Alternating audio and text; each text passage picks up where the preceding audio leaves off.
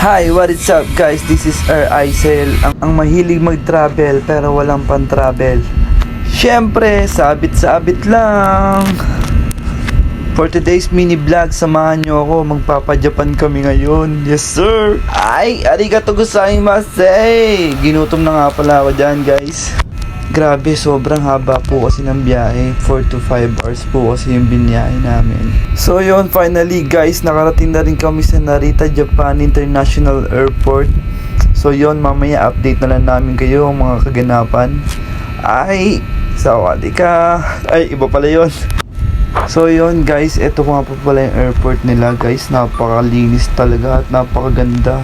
Solid na solid. For today's vlog, eto nga po pala yung allowance natin guys. Waiting tayo sa train nila, yung tinatawag nilang Skyliner.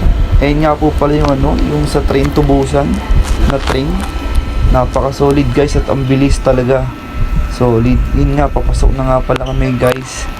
At wala, hindi kagaya sa Pilipinas, nagmamadali papasok kasi mawawalan ng upuan. Dito guys, napakaluwag at napakaayos ng upuan. Ganda ng train nila guys. At syempre, flex lang natin yung allowance natin. Nakala mo napakarami, pero maliit lang yan guys. Nasa 1k plus lang yan. At yun nga guys, napakahaba-habang biyahe nga pala nito guys. At palipat-lipat kami ng train dito guys. Ayun nga, nakita ko nga yung bahay ni Doraemon, ang may wagang mensahe. At syempre, hindi mo mawala yung pagka-ignorante natin. Kakalikutin natin yan guys. Wala Pinoy Skyliner nga po pala ang tawag sa train na sinasakyan natin ngayon guys. Kumbaga sa Pilipinas parang MRT po siya guys. So yun, set up na naman tayo ng camera bilang ignorante. Yun guys, patawa-tawa pa Walang pakialam sa akin yung Japanese dyan Hindi niya alam, binablogerish ko na siya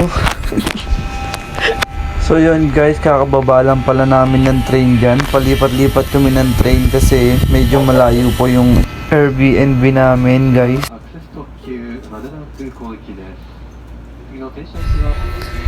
Ito nga pala yung pangmalakasan nilang escalator guys na napakatarik. Kala mo papuntang langit guys.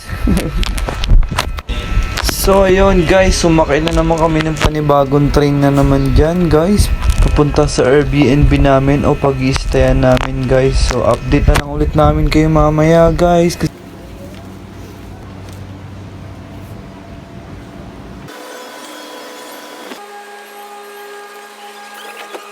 Guys, so yun, nandito na kami sa last station, malapit sa pag-i-stayan namin guys. So yung kinutom na nga aking Mother Earth. Siyempre, una, hindi nga pala namin alam kung paano bumili dito. Ayun, buti na lang nakakita kami ng McDonald's dito.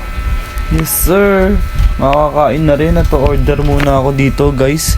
Kaso nga lang pala guys, wala silang rice meal, saklap. Yun lang. Wala, tamang burger na lang talaga. Ang ganda talaga dito ng McDo sa kanila. So yun guys, pagtapos mo palang kumain dito guys, kailangan mo linisin yung pinagkainan mo guys. Tapos na kami kumain guys. At syempre nakakita na naman kami nito. Marunong na kami guys syempre. At yun, masyado na nga kami natuwa sa machine na to guys.